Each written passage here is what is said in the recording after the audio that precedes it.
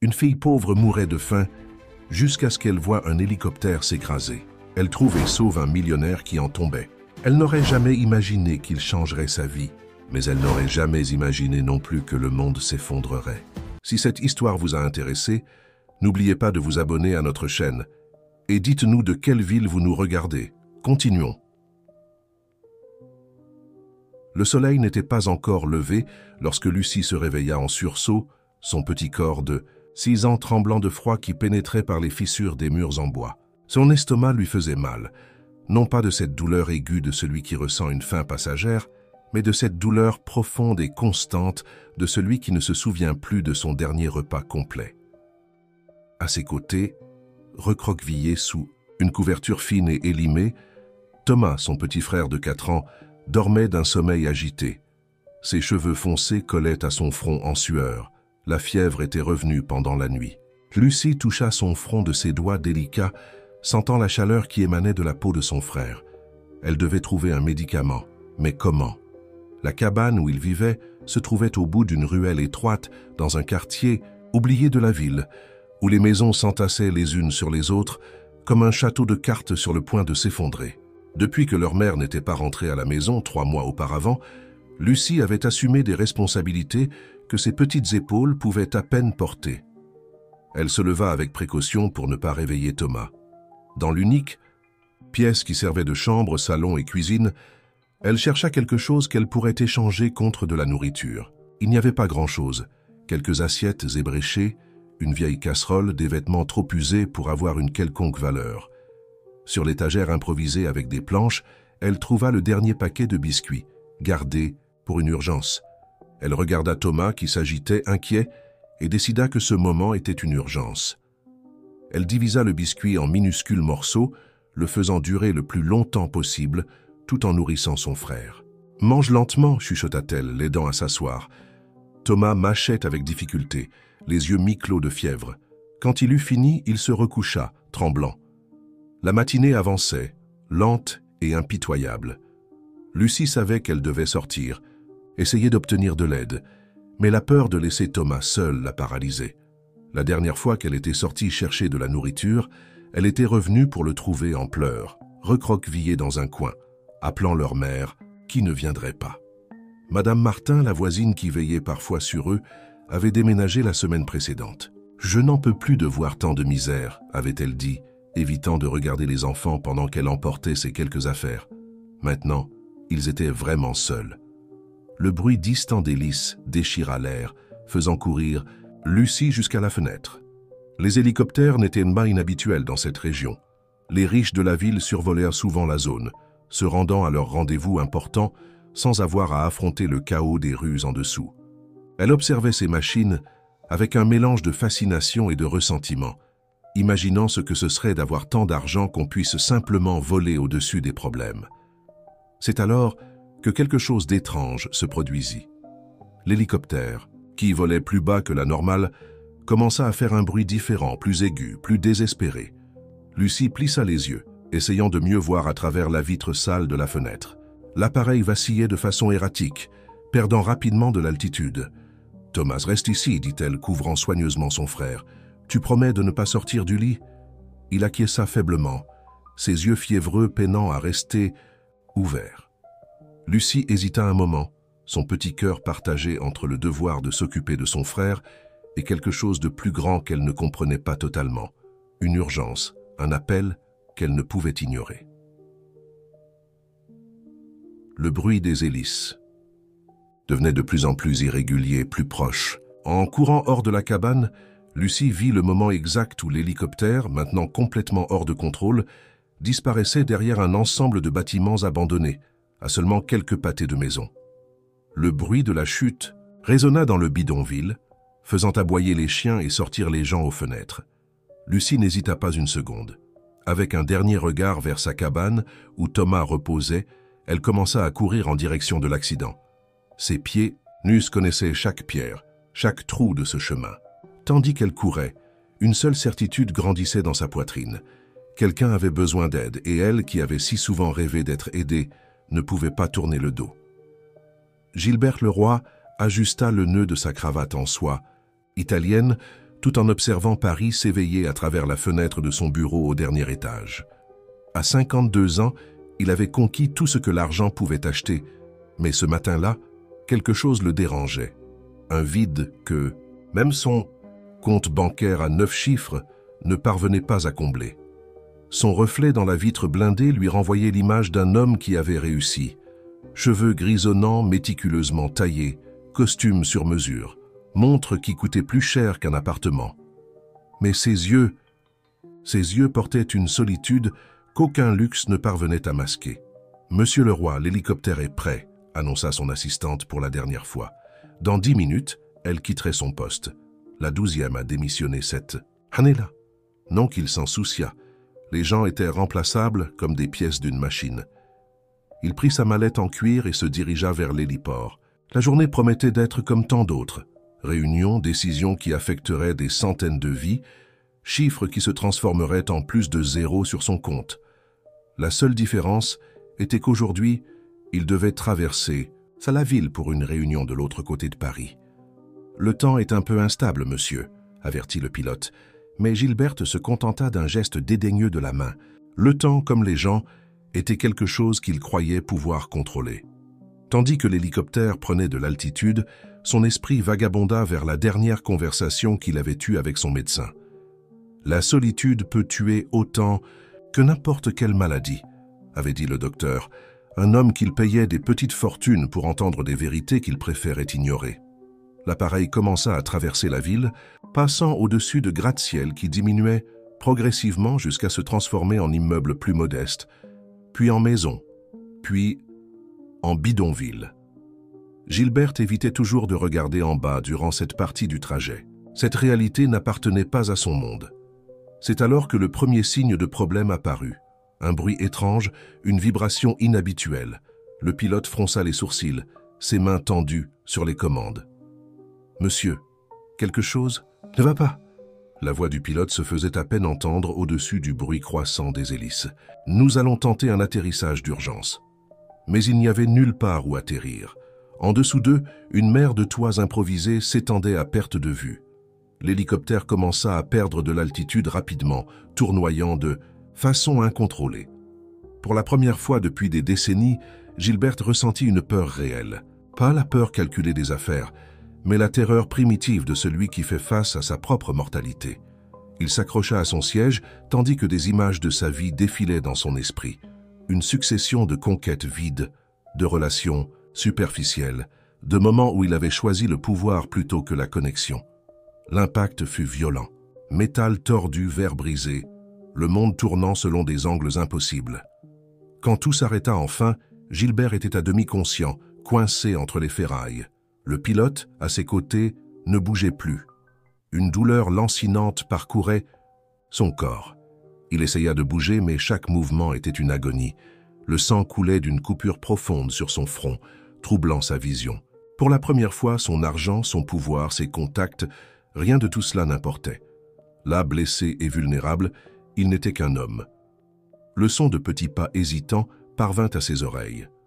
À travers sa vision trouble, il distingua une petite silhouette s'approchant des débris. Un enfant? Impossible. Qui enverrait un enfant vérifier un accident? « Monsieur ?» Une voix enfantine, tremblante mais déterminée, brisa le silence qui avait suivi la chute. « Vous êtes vivant ?» Gilberte essaya de répondre, mais sa gorge était trop sèche, sa conscience s'échappait. La dernière chose qu'il vit avant de plonger dans l'obscurité furent deux grands yeux effrayés, brillants d'une compassion qu'il avait depuis longtemps oublié qu'elle existait. Lucie regardait l'homme blessé parmi les débris de l'hélicoptère, son petit cœur battant là. Chamade. Le pilote ne respirait plus, elle le savait. Elle avait vu cette même quiétude sur le visage de tant d'autres auparavant, dans les rues où elle avait grandi. Mais l'autre homme, celui au costume coûteux maintenant taché de sang, vivait encore. Avec précaution, elle s'approcha davantage. L'odeur de carburant était forte et elle savait qu'elle devait agir vite.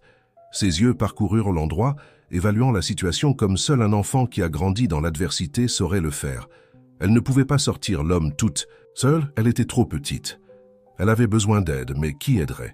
Ses pensées furent interrompues par une quinte de toux de l'homme blessé. Il ouvrit brièvement les yeux, désorienté, avant de les refermer. Lucie toucha sa main avec délicatesse. Elle était froide, très froide. « Je vais chercher de l'aide », chuchota-t-elle, même en sachant qu'il ne pouvait probablement pas l'entendre. « Je promets que je reviendrai. » Elle courut aussi vite que ses jambes le lui permettaient, de retour vers le bidonville. Sa première pensée fut de demander de l'aide aux adultes, mais quelque chose la retint. Elle avait vu comment les gens regardaient les riches, elle avait entendu les conversations, les plans de ce qu'ils feraient, s'ils en avaient l'occasion. Non, elle ne pouvait faire confiance à personne. Elle passa en courant devant sa cabane, juste pour vérifier rapidement Thomas. Il dormait toujours. La fièvre semblait un peu moins forte. À côté du lit improvisé, elle vit le chariot en bois qu'ils utilisaient pour ramasser du carton. Ce n'était pas grand-chose, mais peut-être que ce serait suffisant. Traînant le chariot à travers les chemins étroits du bidonville, Lucie retourna sur les lieux de l'accident. L'homme était toujours inconscient, mais il respirait encore. Avec toute la force qu'elle put rassembler, elle commença à le tirer hors des débris. Chaque mouvement était une lutte. Il était grand, lourd, et elle si petite. Ses mains délicates furent bientôt écorchées, le sang se mêlant à la saleté. Mais Lucie ne s'arrêta pas. Elle avait appris tôt que l'abandon n'était pas une option quand il s'agissait de sauver une vie. Après ce qui sembla une éternité, elle réussit à mettre l'homme dans le chariot. Le chemin du retour fut encore plus difficile. Le poids faisait dangereusement grincer le chariot, menaçant de se briser à tout moment.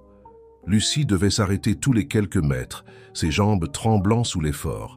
Le soleil commençait à monter dans le ciel et elle savait que bientôt les gens commenceraient à circuler. Lorsqu'elle arriva enfin à sa cabane, ses dernières forces étaient presque épuisées. Dans un ultime effort surhumain, elle réussit à traîner l'homme à l'intérieur.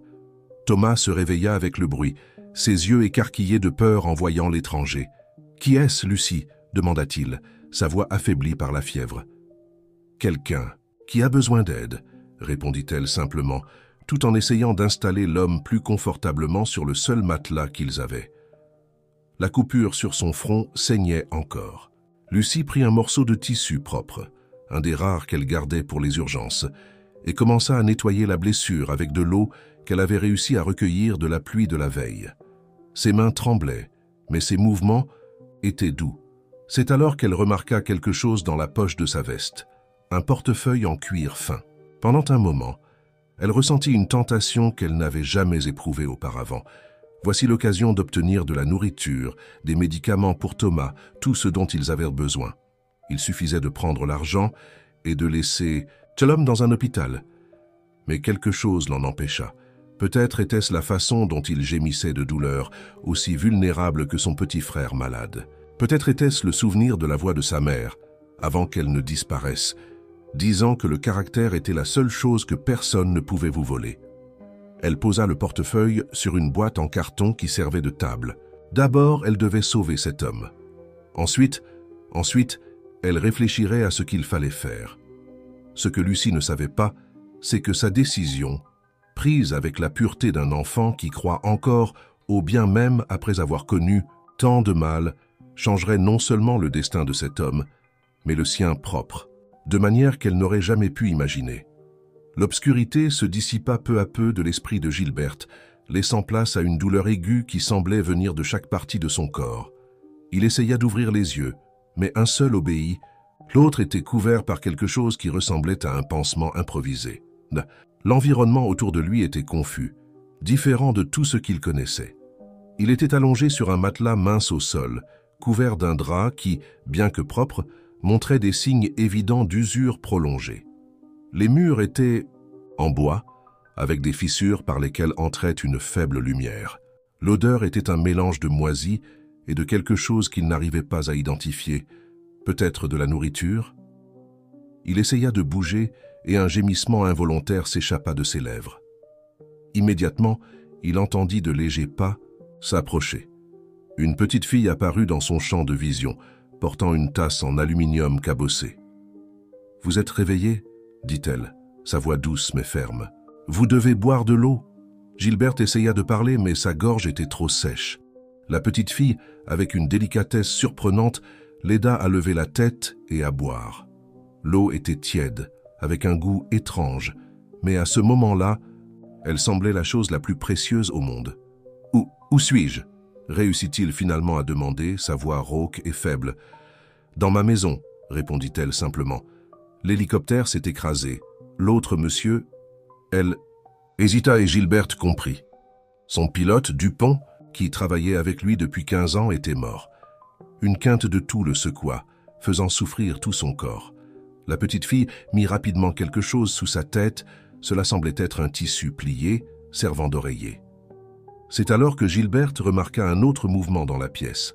Un petit garçon qui ne devait pas avoir plus de 4 ans observait tout depuis un coin, enroulé dans une couverture fine. Son visage était rouge, et même dans la pénombre, on pouvait voir qu'il était malade. « Mon frère, Thomas », présenta la petite fille, remarquant son regard. « Il a de la fièvre. » Gilberte essaya de s'asseoir, mais une douleur lancinante l'en empêcha. Son corps entier protestait, et il commençait à comprendre la gravité de sa situation. Il était blessé, sans moyen de communication. Son téléphone portable s'était probablement perdu dans l'accident, et complètement dépendant de 2 enfants dans un endroit qu'il avait toujours considéré comme trop dangereux pour même regarder par la fenêtre de l'hélicoptère. « Vos parents ?» commença-t-il à demander, mais il s'arrêta en voyant l'expression sur le visage de la petite fille se fermer. « Pas de père », répondit-elle, reportant son attention sur le pansement sur son front. « Et maman ?»« Maman est partie il y a longtemps. » Quelque chose dans la façon dont elle avait dit cela, avec une maturité qu'aucun enfant ne devrait avoir, fit se serrer le cœur de Gilberte d'une manière qu'il n'avait pas ressentie depuis des années. Quel âge pouvait-elle avoir? 6 ans, 7 ans. Et déjà, elle portait des responsabilités qui feraient reculer bien des adultes. « Comment t'appelles-tu » demanda-t-il, essayant d'ignorer la douleur qui augmentait. « Lucie » répondit-elle, finissant d'ajuster le pansement. « Et vous êtes Gilberte Leroy. Je l'ai vu sur votre carte. » Il remarqua son portefeuille sur une boîte en carton à proximité. Il était intact, contenant probablement encore les milliers d'euros qu'il transportait toujours. Cet enfant, qui n'avait manifestement pas de quoi manger, avait choisi de ne toucher à rien. Un bruit de pas à l'extérieur fit se figer Lucie. Rapidement, elle mit un doigt sur ses lèvres, demandant le silence. Les pas s'approchèrent de la cabane et des voix rauques pouvaient être entendues. « Tu es sûr que c'est par ici qu'elle est passée en traînant quelque chose ?»« Certain. » « Et tu as vu l'hélicoptère qui s'est écrasé? Il doit y avoir des choses de valeur là-bas. » Lucie se déplaça silencieusement jusqu'à Thomas, le tirant plus près du matelas où Gilbert était allongé. Tous les 3 restèrent immobiles, respirant aussi doucement que possible, tandis que les pas encerclaient la cabane. Gilberte, qui avait toujours vécu protégée par des gardes de sécurité et des systèmes d'alarme coûteux, se retrouvait complètement vulnérable, ne dépendant que de l'astuce d'une fillette de 6 ans pour survivre. Et, étonnamment, c'était elle qui semblait la mieux préparée pour faire face à cette situation. Les pas s'éloignèrent finalement, mais la tension resta dans l'air. Lucie attendit encore quelques minutes avant de se détendre légèrement. « Ce n'est pas sûr », chuchota-t-elle, plus pour elle-même que pour les autres. « Nous devons trouver un moyen. » Son petit visage montrait une préoccupation bien au-delà de son âge, et Gilberte réalisa que cet enfant risquait beaucoup plus qu'il ne pouvait l'imaginer pour le maintenir en vie. La question était « Pourquoi ?» La nuit tomba sur le bidonville, apportant avec elle un froid qui semblait pénétrer jusqu'aux os. Dans la petite cabane, Lucie essayait de faire durer le dernier morceau de pain qu'elle avait réussi à échanger contre du carton qu'elle gardait. Elle le divisa en 3 parties inégales, la plus petite pour elle, une moyenne pour Gilbert, et la plus grande pour Thomas, qui continuait à brûler de fièvre. L'homme était plus conscient maintenant, observant avec des yeux attentifs tandis qu'elle s'occupait de son frère. Il y avait quelque chose dans son regard qui la dérangeait. Ce n'était pas de la pitié, comme elle le voyait dans les yeux de certaines personnes, ni du mépris comme elle le voyait chez d'autres. C'était quelque chose de différent, comme s'il voyait en elle quelque chose qu'elle-même ne parvenait pas à voir. « Pourquoi m'as-tu aidé ?» demanda-t-il finalement, sa voix encore faible, mais plus ferme qu'avant. Lucie continuait à donner de petits morceaux de pain à Thomas avant de répondre « Parce que vous en aviez besoin. »« Mais toi aussi tu as besoin d'aide, » insista-t-il, regardant autour de la cabane, les murs précaires, les quelques affaires usées. Pourquoi risquer tout pour un étranger? La petite fille resta silencieuse un moment, se souvenant de la dernière conversation qu'elle avait eue avec sa mère des mois auparavant. « Ma mère disait toujours que nous n'avons que les uns les autres, dit-elle finalement, que quand tout le monde ne pense qu'à soi-même, le monde devient plus laid. » Gilberte sentit quelque chose d'étrange dans sa poitrine. Ce n'était pas une douleur physique, c'était différent, quelque chose qu'il n'avait pas ressenti depuis longtemps. De la honte, peut-être? Combien de fois avait-il croisé des personnes ayant besoin d'aide et simplement détourné le regard? Une quinte de toux de Thomas brisa le moment. Le petit garçon tremblait malgré la couverture et sa respiration était lourde. Lucie mit sa main sur son front et son visage se tordit d'inquiétude. « La fièvre ne baisse pas, » murmura-t-elle, plus pour elle-même que pour les autres. « Nous avons besoin de médicaments. » Gilberte essaya de bouger, mais son corps lui faisait encore trop mal. « Mon portefeuille, il y a de l'argent. »« Je ne peux pas sortir maintenant, » interrompit Lucie, regardant nerveusement vers la porte. « Il y a des gens qui vous cherchent. Je les ai entendus dire que l'hélicoptère doit avoir des choses de valeur, s'ils découvrent que vous êtes ici. » Elle n'acheva pas sa phrase, mais elle n'avait pas besoin de le faire. Gilberte en savait.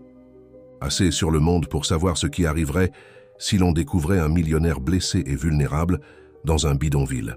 Le silence de la nuit fut brisé par des sons lointains de verres brisés et de voix altérées. Lucie éteignit rapidement la seule bougie qui éclairait l'environnement, plongeant la cabane dans l'obscurité totale. « Ils boivent », chuchota-t-elle, serrant Thomas qui commençait à pleurer doucement. « Quand ils boivent, ils deviennent plus dangereux. » Gilberte observa cette petite fille qui aurait dû jouer avec des poupées et faire de beaux rêves, faire face à des situations qui feraient trembler bien des adultes. Comment avait-elle appris à être si forte? Les voix se rapprochaient, accompagnées du bruit d'objets renversés et cassés. Quelqu'un fouillait systématiquement les cabanes de la zone. « Tu es sûr que tu as vu de la fumée sortir d'ici ?» demanda une voix rauque. « Bien sûr que j'en suis sûr, et cette gamine doit savoir quelque chose. Personne ne fait disparaître un corps sans laisser de traces. » Lucie retint sa respiration. Il pensait qu'elle avait caché le corps du pilote. Il n'avait aucune idée que Gilberte était vivant, mais s'il continuait à chercher. La sueur coulait sur son front, tandis qu'elle essayait de penser à une solution. Elle ne pouvait pas les laisser entrer ici. Elle ne pouvait pas laisser quiconque faire du mal à Thomas ou à l'homme blessé. Mais elle ne pouvait pas non plus se battre. Elle était trop petite, trop faible. C'est alors qu'elle eut une idée. C'était risqué, dangereux même, mais c'était peut-être leur seule chance. Elle se pencha vers Gilberte, chuchotant si bas qu'il pouvait à peine l'entendre. « Je dois vous demander de veiller sur Thomas quelques minutes. Ne le laissez pas faire de bruit, s'il vous plaît. » Avant que Gilbert ne puisse protester, elle se déplaçait déjà silencieusement vers la porte arrière, une ouverture précaire qu'elle avait elle-même faite pour des urgences comme celle-ci. Les voix continuaient à se rapprocher, et le cœur de Gilberte battait de plus en plus fort. Que planifiait cet enfant? Et pourquoi, pour la première fois de sa vie, se sentait-il complètement impuissant, dépendant entièrement de quelqu'un qui atteignait à peine la hauteur de sa taille? À l'extérieur de la cabane, Lucie se déplaçait comme une ombre entre les ruelles étroites. Ses pieds nus ne faisaient aucun bruit, tandis qu'elle s'éloignait délibérément de sa maison, s'assurant que les hommes la voient. « Là-bas, la petite !» L'un d'eux cria, exactement comme elle l'avait prévu. Commença alors une poursuite dans les entrailles du bidonville. Lucie courait, pas trop vite. Elle avait besoin qu'il la suive, mais pas qu'il la rattrape. Chaque virage, chaque ruelle, chaque escalier improvisé, elle les connaissait comme sa poche. C'était son territoire, son monde, aussi dur soit-il. Tout en courant, son esprit était partagé entre l'inquiétude pour Thomas et Gilbert et les souvenirs que cette poursuite ramenait. Combien de fois sa mère avait-elle fait la même chose? Combien de fois l'avait-elle vu courir, évitant les problèmes, essayant de garder ses enfants en sécurité? Dans la cabane, Gilbert tenait Thomas contre sa poitrine, essayant d'étouffer les sanglots du petit garçon. Sa fièvre était trop élevée, et chaque minute qui passait semblait une éternité. Le bruit de la poursuite s'éloignait, mais cela ne faisait qu'augmenter son angoisse. Qu'arriverait-il s'ils attrapaient Lucie? Pour la première fois de sa vie, Gilbert se surprit à prier, pas pour lui-même, mais pour une enfant qui avait tout risqué pour le sauver. L'argent dans son portefeuille, qui pouvait acheter pratiquement n'importe quoi, était maintenant totalement inutile. Lucie continuait sa course calculée, emmenant les hommes de plus en plus loin de sa cabane. Ses jambes tremblaient. Déjà de fatigue, mais elle ne pouvait pas s'arrêter. Pas encore. Elle devait s'assurer qu'ils étaient assez loin. C'est alors que son pied heurta une pierre détachée. Elle tomba, écorchant ses genoux déjà tant de fois blessés. Le bruit de pas lourd s'approchait rapidement. « Je t'ai attrapé, petite peste. » Une grande main saisit son bras avec force. La peur initiale céda la place à un calme étrange. Lucie regarda l'homme qui la tenait. Il était ivre, chancelant. Deux autres s'approchaient, également éméchés. « Où est-elle le corps? Qu'est-ce que tu en as fait ?» exigea celui qui la tenait. Lucie respira profondément, rassemblant tout son courage. « Quel corps? Je n'ai rien vu. J'étais en train de ramasser du carton de l'autre côté du bidonville quand l'hélicoptère s'est écrasé. Menteuse, on t'a vu traîner quelque chose. »« C'était mon chariot à carton, » répondit-elle, sa voix tremblant volontairement. « Il s'est cassé dans la montée. Vous pouvez aller voir si vous voulez, il est là-bas près du terrain vague. » Les hommes se regardèrent, confus. L'alcool rendait difficile le maintien d'un raisonnement clair. De plus, que pourrait faire une enfant de cette taille avec un corps? Et pourquoi tu as couru alors? Demanda un autre méfiant. Parce que vous m'avez fait peur, répondit-elle, laissant quelques larmes s'échapper. S'il vous plaît, je dois rentrer. Mon petit frère est malade. L'homme qui la tenait desserra son emprise, semblant soudainement mal à l'aise. Peut-être était-ce la mention du frère malade, peut-être les pleurs, ou peut-être simplement l'alcool embrumant son jugement. « Va-t'en, dit-il finalement, la poussant. « Mais si on découvre que tu mens ?» Lucie n'attendit pas qu'il termine sa menace. Elle s'enfuit en courant cette fois pour de vrai, mais pas directement vers sa maison. Elle devait d'abord s'assurer qu'il ne la suivrait pas. Il fallut presque une heure avant qu'elle ne soit certaine qu'il était sûr de retourner chez elle. Quand elle entra enfin dans la cabane, elle trouva Gilberte éveillée, tenant toujours Thomas qui dormait maintenant d'un sommeil agité. « Dieu merci », chuchota-t-il, et il y avait quelque chose de différent dans sa voix, un tremblement, une émotion qu'elle n'arrivait pas à identifier. Lucie tomba à genoux, épuisée, ses propres peurs remontant enfin à la surface. Elle commença à pleurer silencieusement, non pas de tristesse ou de peur, mais de soulagement. Ils avaient survécu une nuit de plus. Gilberte observait cette scène avec un nœud dans la gorge. Comment une enfant pouvait-elle être si courageuse et si fragile en même temps? Et pourquoi lui, qui s'était toujours considéré comme un homme fort et décisif, se sentait-il si petit face à la grandeur de ce geste? Ce qu'il ne savait pas, c'est que cette nuit marquerait seulement le début d'une transformation beaucoup plus profonde dans sa vie, une transformation qui commençait là, sur le sol en terre battue d'une cabane, dans les larmes silencieuses d'une petite fille qui avait tout pour être amère, mais qui avait choisi d'être lumière. Le matin apporta avec lui une nouvelle urgence. Thomas allait plus mal, sa respiration de plus en plus difficile, son petit corps brûlant de fièvre. Lucie plaçait des chiffons humides sur son front, mais elle savait que ce n'était pas suffisant. Ils avaient besoin de médicaments, et vite.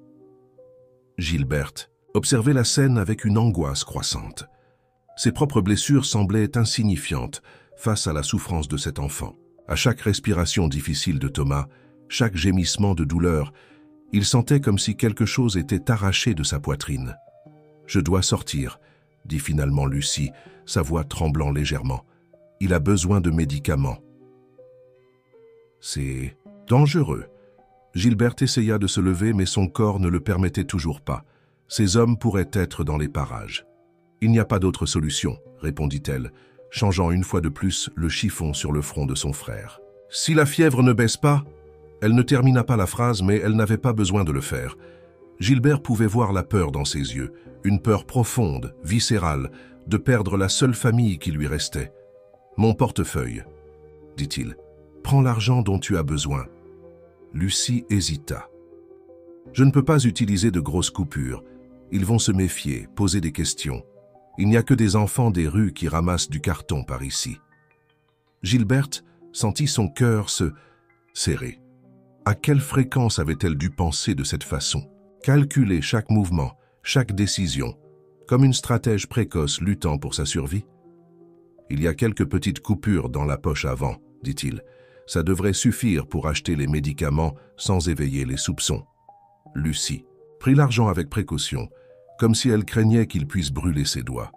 Avant de sortir, elle se pencha sur Thomas, embrassant son front, brûlant. « Tu veilles sur lui ?» demanda-t-elle à Gilberte, sa petite voix révélant l'enfant qu'elle était réellement. « Au péril de ma vie, » répondit-il, et pour la première fois depuis des années, il pensait vraiment chaque mot. Après le départ de Lucie, Gilberte resta à observer Thomas. Le petit garçon s'agitait, inquiet, murmurant des mots incompréhensibles. De temps en temps, il appelait sa mère, sa voix si fragile qu'elle brisait le cœur. C'est alors que les souvenirs commencèrent à affluer, des souvenirs qu'il avait enfouis profondément dans son esprit, recouvrant de couches et de couches de succès et de pouvoir. Il se rappela son propre fils, Lucas, qui était mort à 5 ans, victime d'une maladie rare que tout son argent n'avait pu guérir. À cette époque, il n'était qu'un entrepreneur en pleine ascension, luttant pour construire son empire. Il avait passé les derniers jours de la vie de Lucas au bureau, à conclure un contrat important. Quand il était arrivé à l'hôpital, il était trop tard. Sa femme ne lui avait jamais pardonné. Lui-même ne s'était jamais pardonné. Il s'était plongé dans le travail, transformant sa douleur en ambition, son remords en une quête incessante de plus de pouvoir, plus de contrôle. Comme si, ainsi, il pouvait garantir qu'il ne se sentirait plus jamais aussi impuissant que ce jour-là à l'hôpital. Maintenant, en regardant Thomas, il revoyait son fils. Le même âge, la même fragilité. Mais cette fois, c'était différent. Cette fois, il était là, présent, tenant la petite main chaude, murmurant des mots de réconfort. Les heures s'écoulaient lentement. Chaque minute semblait une éternité, tandis qu'il attendait Lucie. Le soleil était déjà haut quand il entendit des pas s'approcher de la cabane. Son cœur s'accéléra. Étaient-ce les hommes de la veille? La porte s'ouvrit lentement et Lucie entra. Elle était essoufflée, son visage rouge de l'effort et de la chaleur. Dans ses mains, elle tenait un petit paquet. « J'ai réussi », dit-elle, montrant les médicaments. La pharmacie était pleine. J'ai mis plus de temps que d'habitude.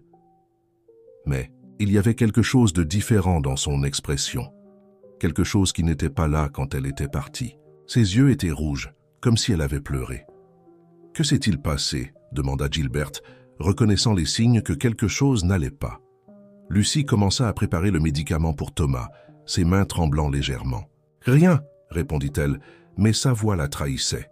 « Lucie !» insista-t-il, utilisant le même ton qu'il employait quand il avait besoin de la vérité dans une négociation difficile. « Qu'est-ce qu'il y a ?» Elle s'arrêta dans ce qu'elle faisait, son dos tourné vers lui.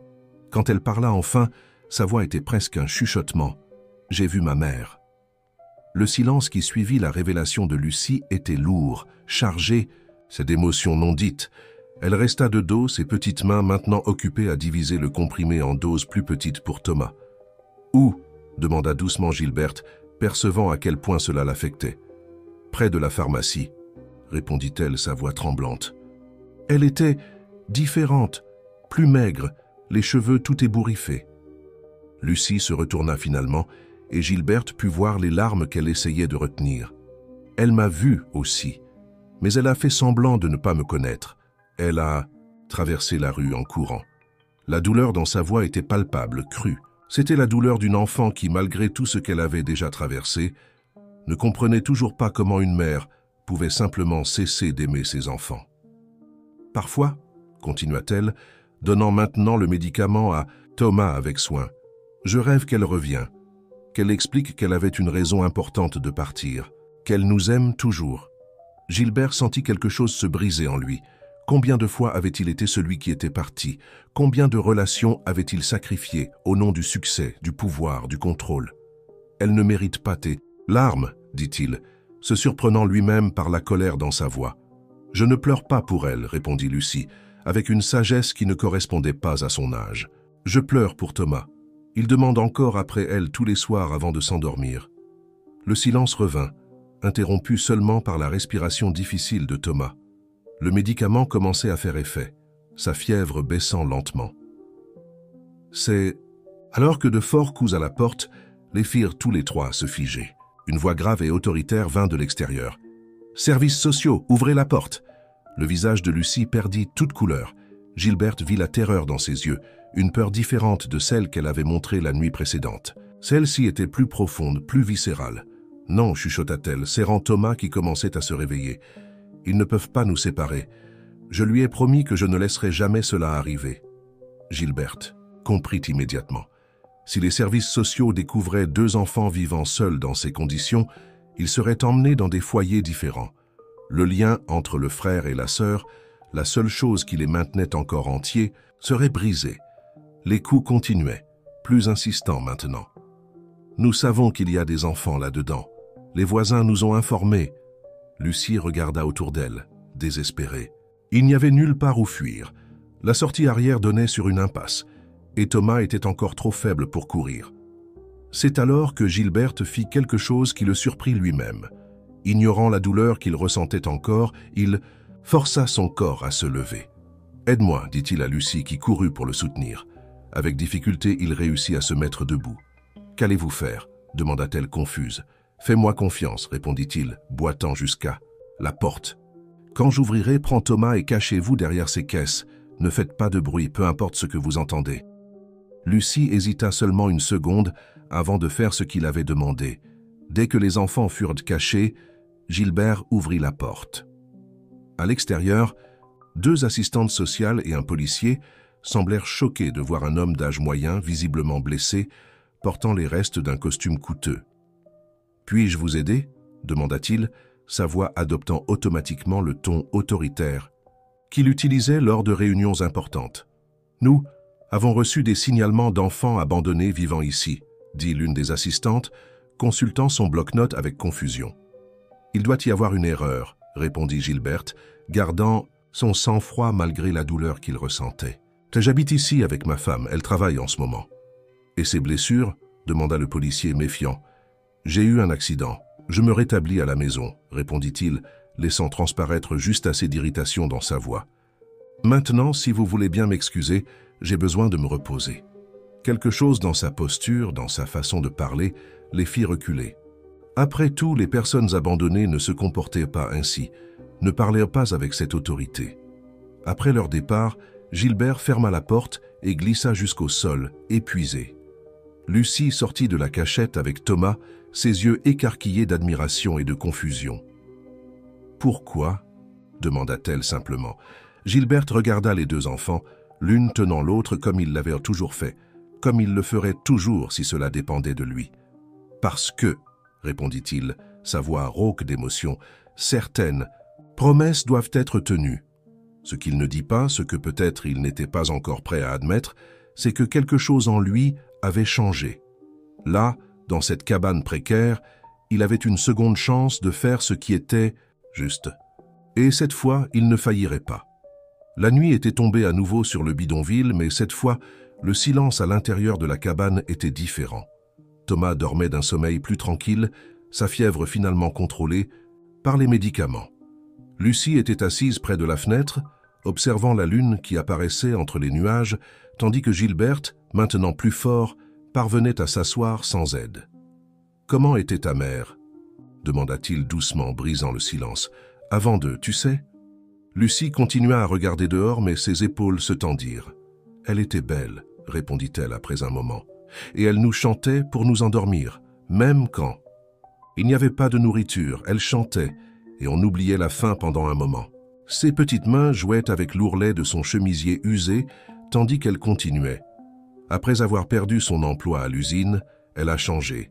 Elle a commencé à sortir davantage, à rentrer tard. Parfois, elle ne rentrait pas. » Gilberte écoutait attentivement, son cœur se serrant à chaque mot. C'était une histoire qu'il avait déjà entendue auparavant, dans des rapports, des statistiques, des chiffres froids sur papier. Mais jamais ainsi, dans la voix d'une enfant qui a vécu chaque moment de cette tragédie. Un jour, continua Lucie, sa voix presque un murmure, elle est sortie acheter du pain. Elle a dit qu'elle reviendrait bientôt. Thomas a beaucoup pleuré ce soir-là. Je lui ai dit qu'elle était juste en retard, qu'elle arriverait bientôt. Mais elle n'est pas venue. Une larme solitaire coula sur son visage, brillant à la lumière de la lune. Après une semaine, la voisine m'a dit qu'on l'avait vue prendre un bus pour partir loin, que c'était peut-être mieux ainsi. Mieux, la voix de Gilberte sortit, plus dur qu'il ne l'avait voulu. C'est ce qu'ils disent. Lucie haussa les épaules, un geste si adulte qu'il lui brisa le cœur. qu'elle n'en pouvait plus de nous voir avoir faim, qu'elle est partie chercher une vie meilleure. Gilberte sentit une colère qu'il n'avait pas ressentie depuis des années. Comment quelqu'un pouvait-il abandonner ses enfants ainsi? Comment pouvait-on laisser 2 enfants seuls dans un monde si cruel? Mais alors il se souvint de lui-même, des fois où il avait abandonné des personnes, des relations, au nom de son ambition. C'était différent, se disait-il. Il avait toujours veillé à ce que personne ne manque de rien. Il payait des pensions généreuses, envoyait des cadeaux coûteux. Mais l'argent était-il suffisant? Tu sais ce qui est pire? Lucie se tourna finalement vers lui, ses yeux brillants de larmes contenues. Aujourd'hui, quand elle m'a vu dans la rue, elle était avec une petite fille. Elle devait avoir l'âge de Thomas, et elle lui tenait la main comme elle n'a jamais tenu la nôtre. La révélation frappa Gilberte comme un coup de poing. Cette femme n'avait pas seulement abandonné ses enfants, elle les avait remplacés, comme s'ils étaient des pièces défectueuses qui pouvaient être échangées contre des neuves.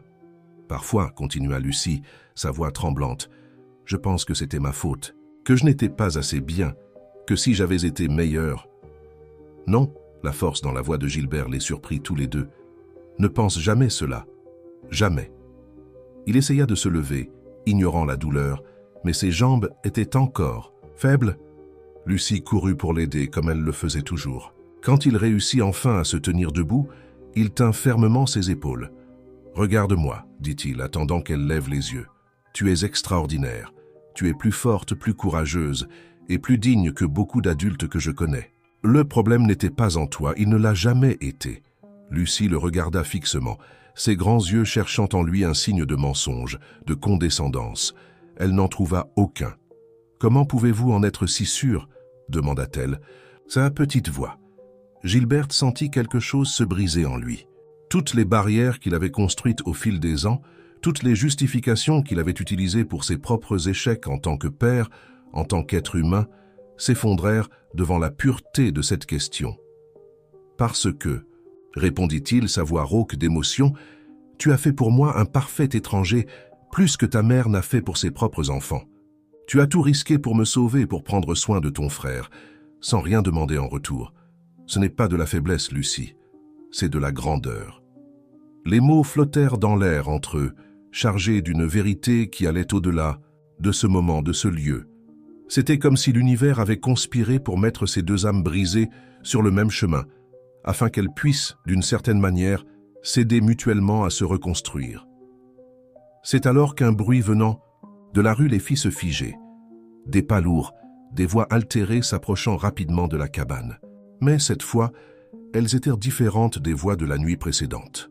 « La fumée venait d'ici », cria quelqu'un. « Il y a quelqu'un caché dans cette cabane. » Lucie courut réveiller Thomas, tandis que Gilbert, ignorant la douleur, se positionnait entre la porte et les enfants.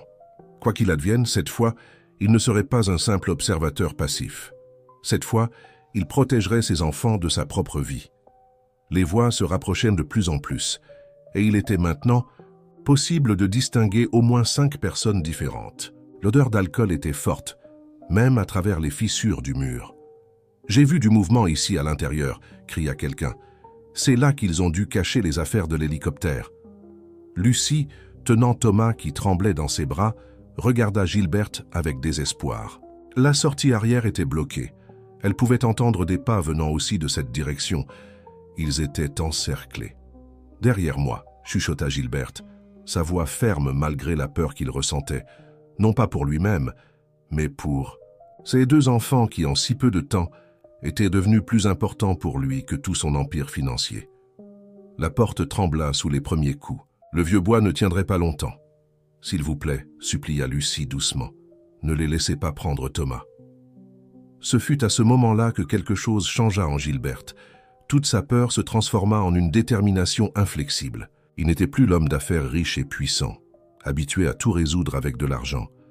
Il n'était qu'un homme déterminé à protéger 2 enfants innocents. La porte céda dans un fracas.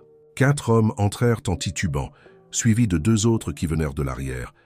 Tous s'arrêtèrent en voyant Gilbert. « Mais qu'est-ce que… » L'un d'eux commença, reconnaissant les vêtements coûteux, même déchirés et sales. « Sortez !» La voix de Gilberte était basse, mais chargée d'une autorité qui fit hésiter les hommes.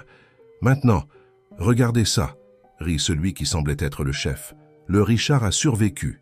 Il doit valoir une fortune en rançon. Vous n'aurez que rien, coupa Gilbert. Sortez ou je vous garantis que vous le regretterez amèrement.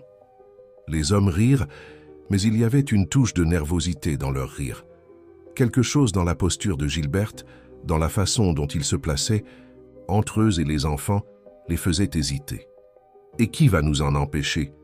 provoqua l'un d'eux, faisant un pas en avant. « Vous tenez à peine debout. » C'est alors que quelque chose d'inattendu se produisit. Une voix familière coupa l'attention. « Moi !» Tous se tournèrent vers la porte. Là, trempée par la pluie, qui commençait à tomber, se tenait la dernière personne que Lucie s'attendait à voir. Sa mère. Le silence qui suivit fut assourdissant. Sophie, la femme qui avait abandonné ses enfants des mois auparavant, était différente de ce que Lucie avait vu plus tôt. Son visage était marqué par des larmes, ses yeux rouges.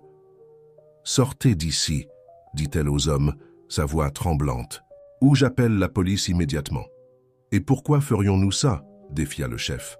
« Parce que, » elle sortit un téléphone portable de sa poche. « Je l'ai déjà appelé.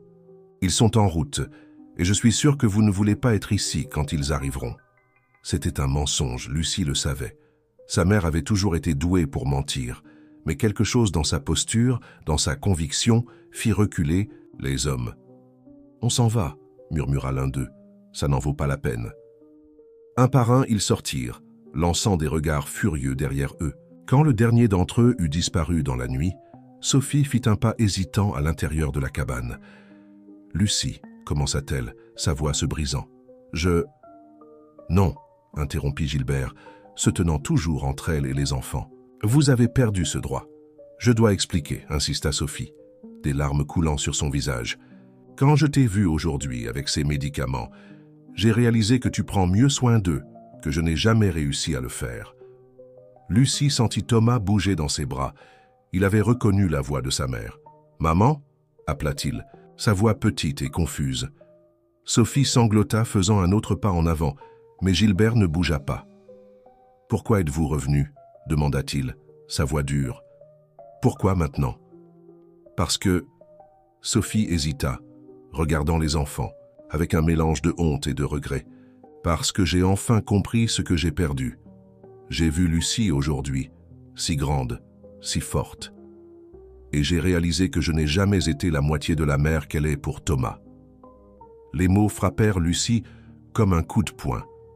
Toutes les nuits où elle était restée éveillée, s'occupant de son frère malade, toutes les fois où elle avait partagé le peu qu'elle avait pour s'assurer qu'il mange, tous les moments où elle avait dû être adulte alors qu'elle n'était encore qu'une enfant.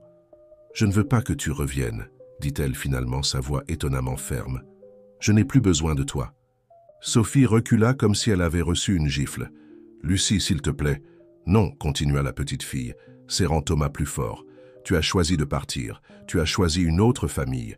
Maintenant, c'est à notre tour de choisir. » Gilberte regarda Lucie avec un mélange de fierté et d'admiration.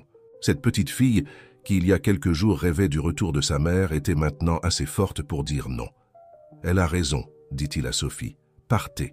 Ils ont quelqu'un qui se soucie vraiment d'eux maintenant. » Sophie regarda une dernière fois ses enfants, comme si elle voulait graver chaque détail de leur visage. Puis, sans rien dire de plus, elle se retourna et disparut dans la nuit pluvieuse. Quand elle fut partie, Lucie laissa enfin couler les larmes. Mais ce n'étaient pas des larmes de tristesse, c'étaient des larmes de libération, d'un poids qu'elle pouvait enfin relâcher. Gilberte s'agenouilla avec difficulté, embrassant les deux enfants. Là, dans cette étreinte, quelque chose de nouveau naissait. Pas une famille traditionnelle, mais quelque chose d'également fort, d'également vrai. « Tout ira bien », chuchota-t-il, plus pour lui-même que pour eux. « Tout ira bien. » Ce qu'aucun d'entre eux ne savait, c'est que cette nuit marquerait seulement le début d'un voyage beaucoup plus grand, un voyage qui transformerait non seulement leur vie, mais les vies de nombreux autres qui croiseraient en leur chemin. Le lendemain matin apporta avec lui une clarté différente. La pluie avait lavé l'air et un soleil timide entrait par les fissures de la cabane. Gilbert, qui avait passé la nuit à veiller, observait Lucie et Thomas dormir. La petite fille, même dans son sommeil, gardait un bras protecteur autour de son frère. Ses blessures lui faisaient encore mal, mais il pouvait maintenant mieux se déplacer. Assis par terre, il commença à faire des calculs mentaux. Sa disparition avait déjà dû causer un émoi dans le monde des affaires. Des actions en chute libre, des réunions annulées, des spéculations sur son sort. Mais pour la première fois de sa vie, rien de tout cela ne semblait important. Lucie se réveilla la première, ses yeux encore gonflés des pleurs de la veille. Pendant un moment, elle sembla désorientée, comme si les souvenirs de la confrontation avec sa mère n'étaient qu'un mauvais rêve. « Bonjour », dit doucement Gilbert. Elle s'assit, vérifiant automatiquement la température de Thomas. Le petit garçon dormait tranquillement, sa fièvre maintenant complètement sous contrôle. « Nous devons parler », commença Gilberte, sa voix sérieuse mais gentille. Lucie acquiesça, s'y attendant déjà. Elle savait qu'il ne pourrait pas rester ici pour toujours. Il était riche, important. Il avait une vie à laquelle retourner. « Je ne peux plus rester ici, dit-il, confirmant ses craintes. Mais avant qu'elle ne puisse répondre, il continua. « Et vous non plus. » Elle le regarda, confuse. « Comment ça ? Cet endroit n'est pas sûr, expliqua-t-il. La nuit dernière l'a prouvé. Et même si ta mère est partie, les services sociaux peuvent revenir à tout moment. » Lucie serra ses genoux contre elle, se faisant encore plus petite. « Je n'ai nulle part où aller. » « Si. » Gilberte respira profondément avant de continuer. Ce qu'il était sur le point de proposer changerait non seulement la vie de ses enfants, mais la sienne propre. « Venez vivre avec moi. » Le silence qui suivit fut lourd. Lucie le regardait comme si elle essayait de détecter un signe de mensonge, de fausses promesses. « Pourquoi ?» demanda-t-elle finalement, sa voix petite.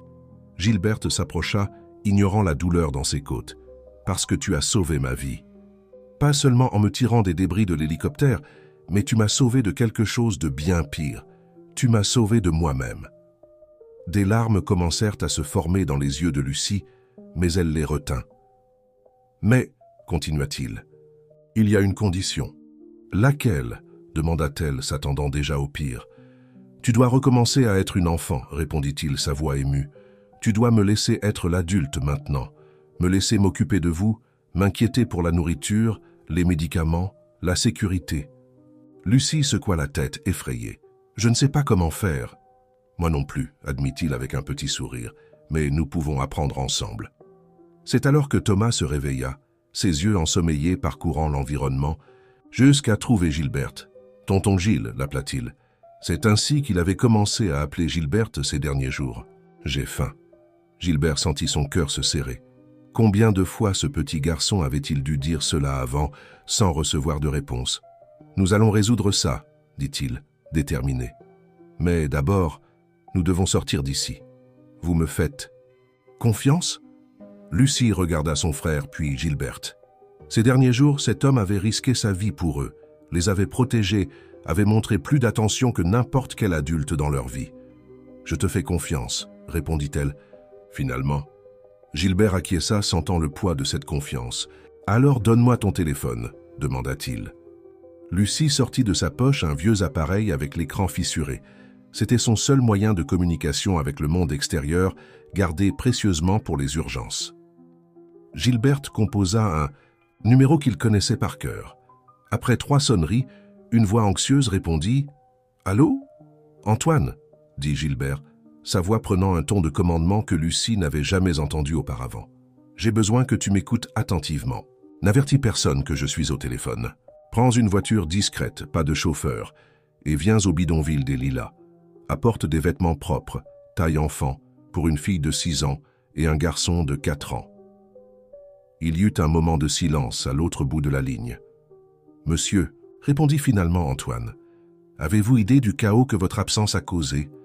La police est... » « Peu m'importe, » coupa Gilbert. « Fais ce que je t'ai demandé.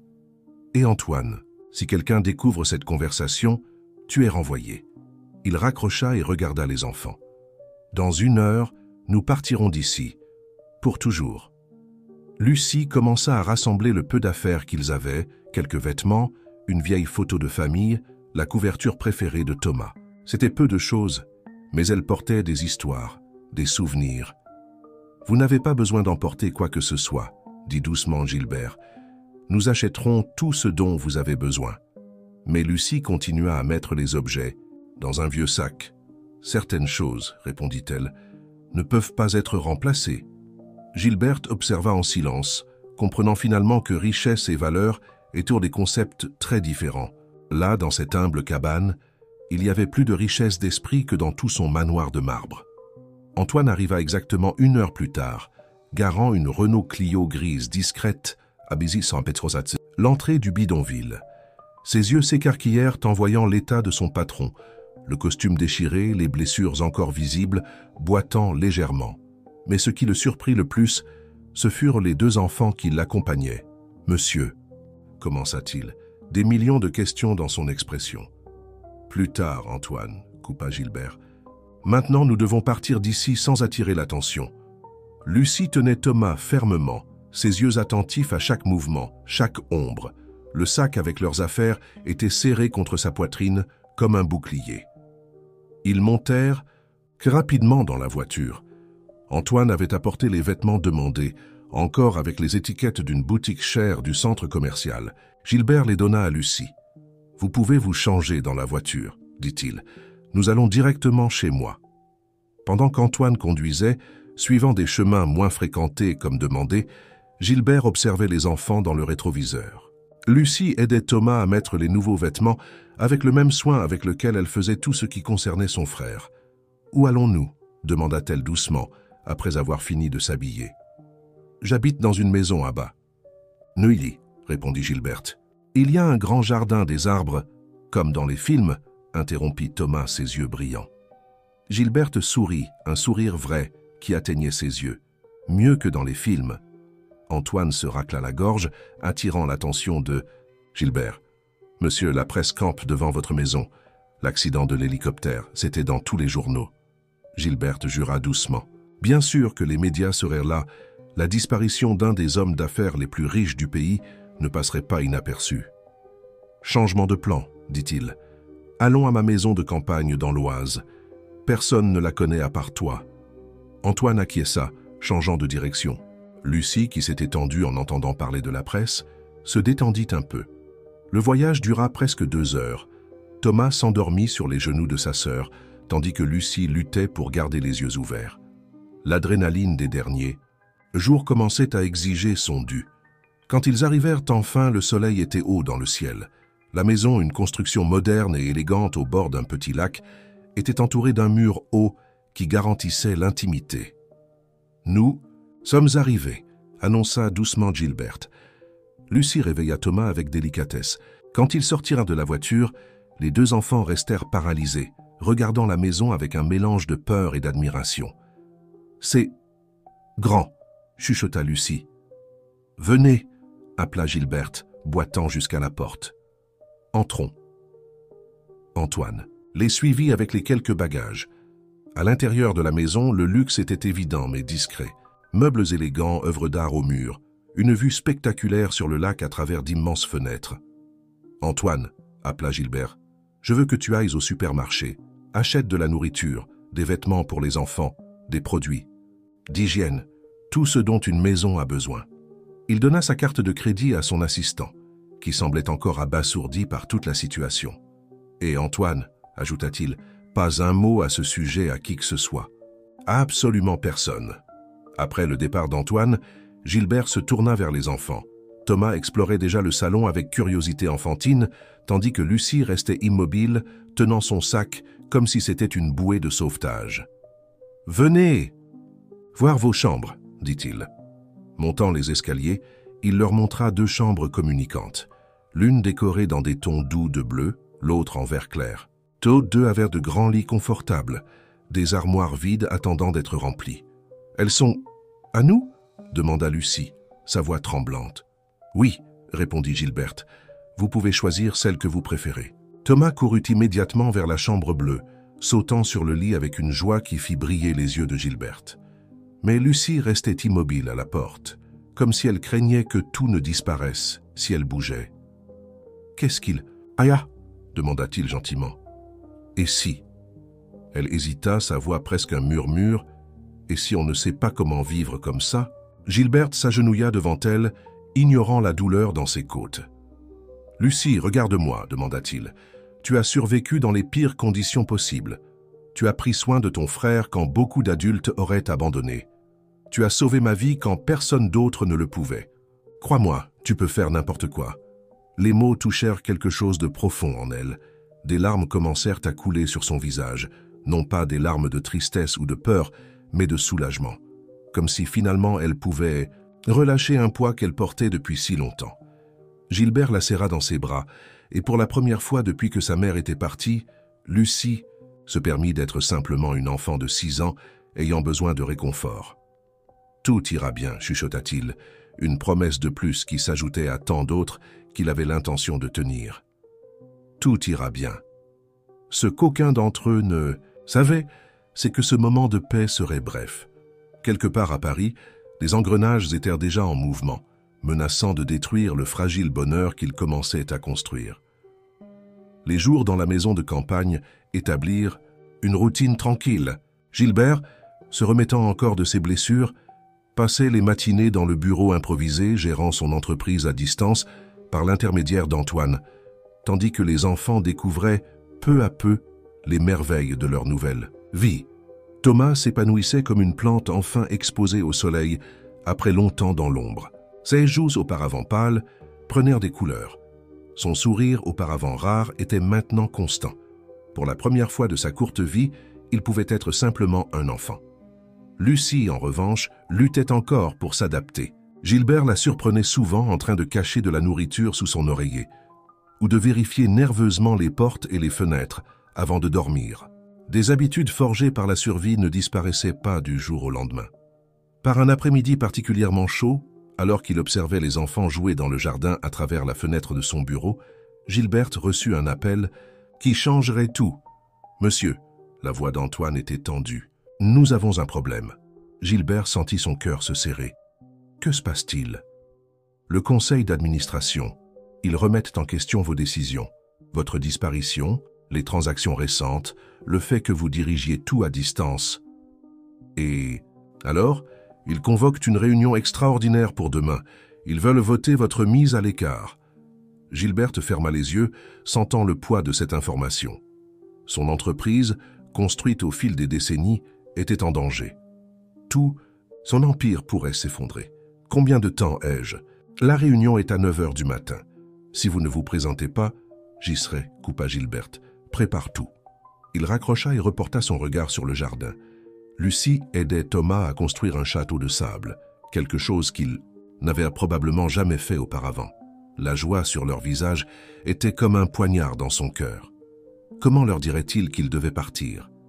La réponse vint plus tôt qu'il ne l'espérait. Lucie, toujours perspicace, remarqua son inquiétude pendant le dîner. « Tout va bien, tonton Gilles ?» demanda-t-elle, ses grands yeux montrant une préoccupation au-delà de son âge. Gilberte posa sa fourchette à côté de son assiette encore intacte. « Nous devons parler, » dit-il doucement. Thomas continuait à manger, indifférent à la tension qui se formait, mais Lucie devint immédiatement alerte. C'était la même posture qu'elle adoptait quand un danger s'approchait dans le bidonville.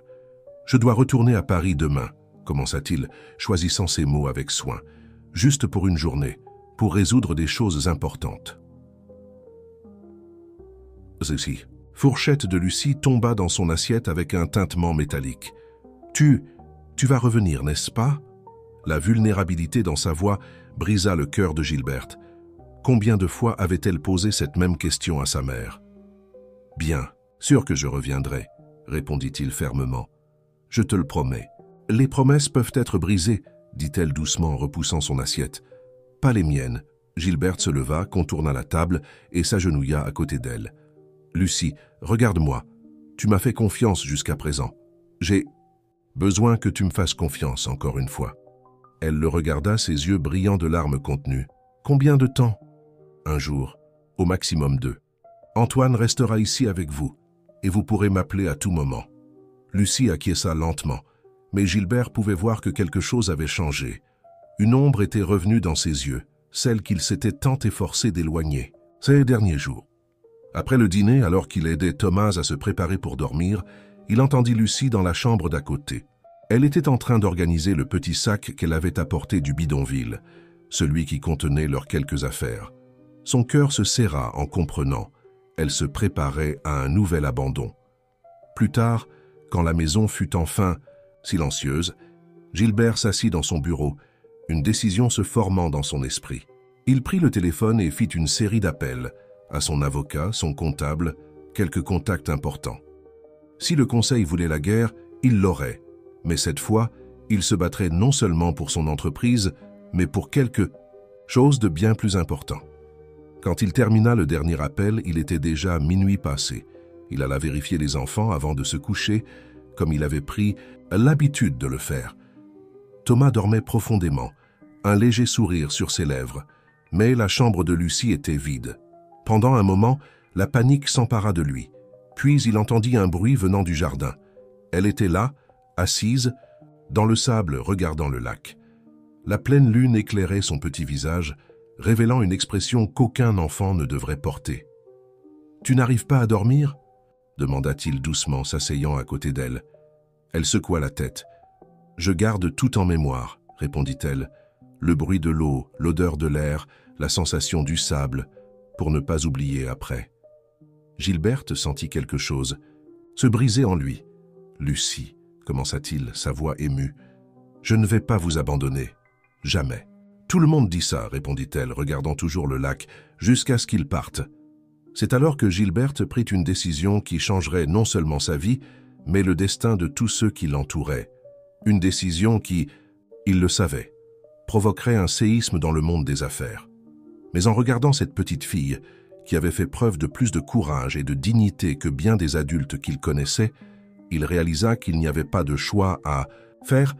Certaines choses étaient plus importantes que l'argent et le pouvoir. Certaines promesses devaient être tenues, quel qu'en soit le coût. Le matin arriva bien trop vite. Gilberte, vêtue d'un costume impeccable qu'Antoine avait apporté, se préparait à partir. Sa voiture attendait déjà dans le garage, moteur en marche. Lucie n'était pas descendue pour le petit déjeuner. Elle restait dans sa chambre, le sac d'affaires à ses côtés, comme une sentinelle silencieuse gardant les derniers souvenirs de bonheur avant qu'ils ne disparaissent. « Lucie » appela-t-il doucement depuis la porte. « Je m'en vais. » Elle ne se retourna pas, continuant à regarder par la fenêtre. Thomas, qui jouait sur le tapis avec quelques petites voitures neuves, courut embrasser Gilberte. « Tu ramènes un cadeau ?» demanda innocemment le petit garçon. Gilberte le serra fort, respirant l'odeur de savon pour enfant dans ses cheveux. « Oui, je t'en ramènerai un, champion, le meilleur cadeau du monde. » Finalement, Lucie se retourna. Ses yeux étaient rouges, mais secs. Elle avait pleuré toutes ses larmes pendant la nuit. « Prends soin de Thomas, » dit-elle, sa voix petite mais ferme. « Non, » répondit Gilberte, la surprenant. « Cette fois, laisse-moi prendre soin de vous deux. » Il s'approcha d'elle, s'agenouillant pour être à la hauteur de ses yeux. « J'ai quelque chose pour toi. » Il sortit de sa poche un petit téléphone portable, neuf, dernière génération. « Il est programmé avec mon numéro et celui d'Antoine. Tu peux m'appeler à n'importe quelle heure, pour n'importe quelle raison. » Lucie prit l'appareil d'une main tremblante. « Mais, et il y a autre chose, » continua-t-il, lui donnant une enveloppe. « Ouvre-la seulement après mon départ, d'accord ?» Elle acquiesça, tenant l'enveloppe comme si c'était quelque chose de précieux. « Je reviens bientôt, » promit-il, embrassant son front avant de se lever. Dans le garage, Antoine l'attendait avec un dossier plein de documents. « Tout est prêt, monsieur. Mais êtes-vous sûr ?» « Absolument, » coupa Gilberte, montant dans la voiture. « Prenez soin d'eux, Antoine. Ce sont les choses les plus importantes au monde maintenant. » Tandis que la voiture s'éloignait, Gilberte regarda dans le rétroviseur. Lucie était à la fenêtre, observant son départ. Son cœur se serra, mais il savait qu'il faisait ce qu'il fallait. Dans la chambre, Lucie attendit que la voiture disparaisse sur la route avant d'ouvrir l'enveloppe. À l'intérieur, il y avait un document officiel, plein de termes juridiques qu'elle ne comprenait pas. Mais une phrase mise en évidence en gras fit s'arrêter son cœur. Demande d'adoption. Des larmes, qu'elle croyait avoir épuisées, commencèrent à tomber sur le papier. C'était là, noir sur blanc, la promesse que personne n'avait faite auparavant. La promesse de rester, d'être une famille, d'appartenir. Dans la salle de réunion de l'entreprise, l'ambiance était tendue. Les membres du conseil, tous des hommes sérieux en costume coûteux, attendirent l'arrivée de Gilberte avec des expressions graves. Quand il entra finalement, Sa présence remplit la salle. Ce n'était pas seulement le costume impeccable ou sa posture autoritaire, il y avait quelque chose de différent en lui, quelque chose que personne ne pouvait définir exactement. « Messieurs, commença-t-il, sa voix ferme. Avant que vous ne commenciez, j'ai une annonce à faire. » Il ouvrit sa mallette, étalant des documents sur la table. « Je prends ma retraite. » Un murmure de surprise parcourut la salle. Le président du conseil se leva, rouge de colère. « C'est inadmissible. Vous ne pouvez pas... »« Si, je le peux, » coupa Gilberte, « et je l'ai déjà fait. Tous les documents sont ici. J'ai vendu mes actions à un groupe d'investissement social. L'argent sera utilisé pour créer une fondation. »« Quelle fondation ?» demanda quelqu'un. « La fondation Nouveau Départ, » répondit-il, un petit sourire aux lèvres, dédiée à aider les enfants en situation de vulnérabilité, en commençant par un bidonville spécifique aux lilas. Le chaos s'installa dans la salle. Cris de protestation, menaces de procès, accusations de folie. Mais Gilberte restait calme, presque serein. Il prit son téléphone portable. Il avait un message de Lucie. Un seul mot accompagné d'un cœur « Papa ». Là, au milieu de cette tempête corporative, Gilberte sourit, parce qu'il comprenait enfin ce que son propre père avait essayé de lui enseigner il y a tant d'années, que le succès ne se mesure pas aux chiffres d'un compte bancaire, mais aux vies transformées. Et il ne faisait que commencer. Le soleil se couchait déjà quand la voiture de Gilberte revint enfin à la maison de campagne. La journée avait été longue, remplie de discussions houleuses, de menaces de procès et de tentatives de le faire changer d'avis. Mais rien de tout cela n'importait maintenant. Avant même qu'il ne puisse ouvrir la portière de la voiture, il entendit des cris joyeux venant du jardin. Thomas courait dans le sable, poursuivant un cerf-volant coloré qui dansait dans le ciel orangé. Tenant la ficelle, avec une concentration absolue, se trouvait Lucie. « Regarde, papa !» cria Thomas en le voyant. « Lucie m'a appris à faire voler un cerf-volant. » Le mot « papa » frappa Gilberte comme une vague de chaleur. C'était la première fois que Thomas l'appelait ainsi, aussi naturellement que si cela avait toujours été vrai. Lucie resta où elle était, ses yeux fixés sur le cerf-volant, mais Gilberte pouvait voir la tension dans ses petites épaules, attendant, toujours en attente de la déception que la vie lui avait appris à anticiper. « Antoine » appela-t-il, « pouvez-vous nous laisser un moment ?» L'assistant, qui observait les enfants depuis la terrasse, acquiesça et entra dans la maison. Gilbert marcha jusqu'à l'endroit où se trouvait Lucie, s'asseyant dans le sable à côté d'elle. « Joli cerf-volant » commenta-t-il négligemment. « On l'a fait aujourd'hui » répondit-elle, sans encore le regarder, avec du papier de soie qu'Antoine a rapporté. Ils restèrent silencieux quelques minutes, observant Thomas courir et rire, libre comme le cerf-volant dans le ciel. « Tu as vu l'enveloppe » demanda finalement Gilberte. Lucie acquiesça, ses doigts serrant plus fort la ficelle du cerf-volant. « Et qu'en penses-tu » Elle déglutit avant de répondre. « Est-ce que c'est vrai ou est-ce juste un papier ?» La question frappa Gilberte au plus profond de son âme. Combien de promesses vides cet enfant avait-elle déjà reçues? Combien de papiers, de documents de mots qui au final ne signifiaient rien? « C'est plus qu'un papier, » répondit-il, sa voix ferme mais douce. « C'est un engagement, une promesse qui ne peut pas être brisée. » « Pourquoi ?» Elle le regarda enfin, ses yeux brillants, de larmes contenues. « Pourquoi nous ?» Gilberte respira profondément, organisant ses pensées. Comment expliquer à une enfant de 6 ans qu'elle lui avait enseigné plus sur l'amour et le courage en quelques jours que toutes ces années de succès dans les affaires? « Parce que, » commença-t-il, choisissant chaque mot, « parfois la vie nous offre des secondes chances, des chances de réparer des erreurs, de faire ce qui est juste. Toi et Thomas, vous êtes ma seconde chance. » « De quoi ?»« À d'être père, » répondit-il simplement, « d'être une meilleure personne. » Le cerf-volant oscilla dans le ciel quand Lucie relâcha légèrement sa tension sur la ficelle. Thomas cria de joie, pensant que c'était un autre truc que sa sœur faisait. « Mais et l'entreprise ?» demanda-t-elle, surprenant Gilberte par sa perspicacité. Antoine a dit que c'était important. « C'était, » confirma-t-il, « mais j'ai découvert quelque chose de bien plus important encore. »« Quoi ?»« La famille, » répondit-il, posant sa main sur la sienne sur la ficelle du cerf-volant. « L'amour véritable, des choses qu'aucun argent ne peut acheter. Lucie laissa échapper un sanglot contenu, et le cerf-volant plongea dangereusement dans le ciel avant de se stabiliser à nouveau. « Tu n'as pas besoin d'être forte tout le temps, » dit-il doucement. « Tu peux être simplement une enfant maintenant. Tu peux pleurer, tu peux rire, tu peux jouer. Laisse-moi m'occuper du reste. » Ce fut comme si un barrage se brisait. Lucie lâcha la ficelle du cerf-volant que Gilbert attrapa rapidement et se jeta dans ses bras sanglotant. Des années de peur, de responsabilité précoce, de douleur contenue, trouvant enfin une issue. Thomas courut vers eux, inquiet des pleurs de sa sœur. Mais en voyant le sourire à travers ses larmes, il se joignit aussi à l'étreinte. Là, dans le sable de la plage, avec le soleil se couchant à l'horizon et un cerf-volant dansant oublié dans le ciel, naissait une nouvelle famille. Pas une famille traditionnelle, pas une famille parfaite, mais une famille véritable, construite sur des fondations d'amour, de compréhension et de seconde chance. Gilberte serra ses enfants. Il pouvait maintenant les appeler ainsi sans hésitation et ressentit une paix qu'il n'avait jamais éprouvée auparavant.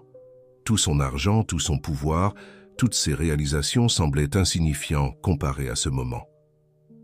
À quelques mètres de là, Antoine observait la scène par la fenêtre de la maison, un sourire discret sur ses lèvres. Dans ses mains, il tenait une autre enveloppe, les documents qui officialisaient la création de la Fondation Nouveau Départ. Mais la véritable transformation, il le savait, se produisait déjà là même, sur le sable de la plage, dans l'étreinte d'un père avec ses enfants, dans l'amour qui transcende le sang et les noms de famille. Un an s'était écoulé depuis cet après-midi sur la plage. La maison, auparavant simple refuge temporaire, était devenue un véritable foyer. Les murs, autrefois décorés d'œuvres d'art coûteuses et impersonnelles, affichaient maintenant des dessins colorés de Thomas et des photographies de la nouvelle famille. Lucie, à 7 ans, avait enfin appris à être une enfant. Ses notes, à l'école privée où elle étudiait, étaient exemplaires. Mais ce qui réjouissait le plus Gilberte était de la voir courir, jouer, sourire sans peur. Le poids du monde ne pesait plus sur ses petites épaules. Thomas, à 5 ans, s'épanouissait comme une plante enfin exposée au soleil. Sa santé, autrefois fragile, était maintenant robuste. Son sourire, autrefois timide, illuminait n'importe quel environnement. Et son rire, autrefois rare, résonnait dans la maison comme une musique. La Fondation Nouveau Départ avait transformé le bidonville des Lilas. Là où il n'y avait auparavant que des cabanes précaires, il y avait maintenant des maisons, simples mais dignes. Là où régnait autrefois la peur et le désespoir, grandissaient maintenant des rêves et des opportunités. Ce matin-là, précisément, Gilberte observait ses enfants jouant dans le jardin pendant qu'ils attendaient la voiture qui les conduirait à un engagement spécial. Lucie portait une robe bleu clair. Ses cheveux, autrefois toujours attachés en queue de cheval pratique, tombaient maintenant en boucles bien soignées. Thomas portait une chemise blanche et un pantalon habillé. Comme papa, comme il avait. « J'ai insisté, moi, vous êtes prêts ?» demanda-t-il, vérifiant sa montre. Les enfants coururent vers lui, leurs yeux brillants d'anticipation. Aujourd'hui était le jour que tous attendaient depuis des mois, l'officialisation finale de l'adoption. Dans la voiture, Lucie tenait la main de son frère, une vieille habitude qui portait maintenant plus d'affection que de protection. Gilberte remarqua qu'elle tenait également quelque chose dans sa poche, probablement la vieille photo de famille qu'elle avait apportée du bidonville. « Tu es nerveuse ?» demanda-t-il doucement. Elle secoua la tête, mais son emprise sur la main de Thomas s'intensifia légèrement. Quand ils arrivèrent au tribunal, une surprise les attendait. Des dizaines d'enfants de la Fondation étaient là, tous souriants, tenant des pancartes de félicitations. Antoine avait tout organisé, sans que personne ne le sache.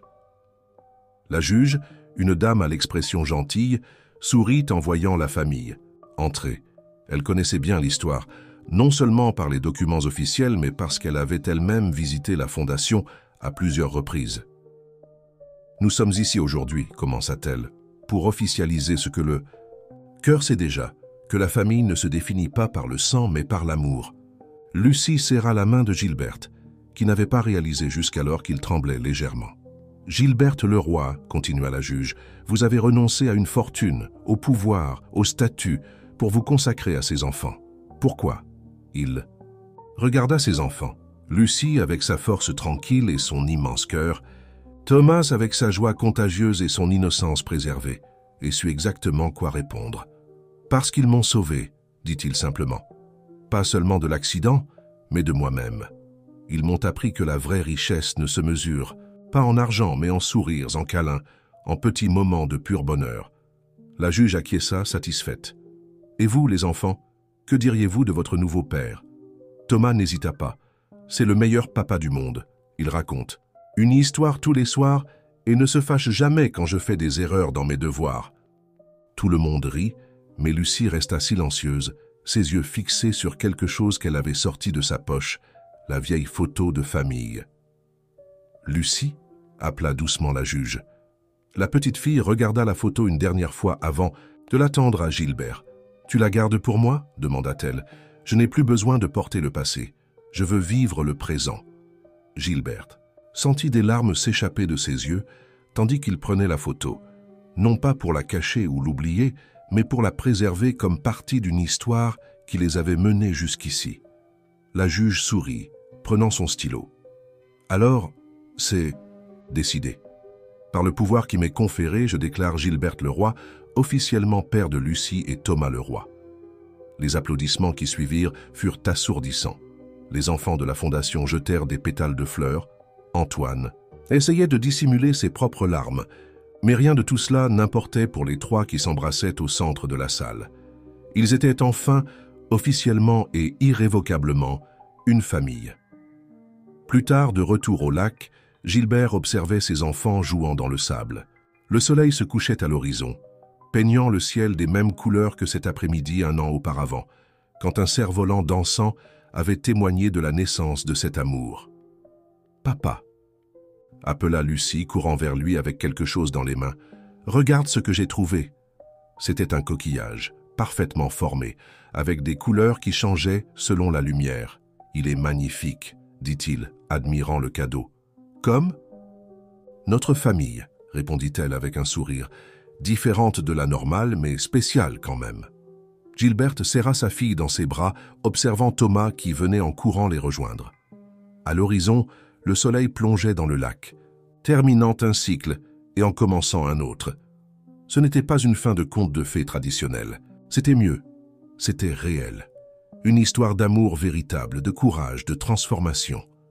Une histoire qui prouvait que, même dans les endroits les plus improbables, dans les circonstances les plus adverses, l'amour peut fleurir et changer des vies pour toujours. Et quelque part dans la ville, un hélicoptère survolait le bidonville des Lilas, maintenant transformé par la Fondation. Mais cette fois, il n'y avait pas de distance entre ceux qui volaient et ceux qui restaient au sol, parce que parfois, il faut tomber pour apprendre à vraiment voler, avec amour, avec un but, avec le cœur.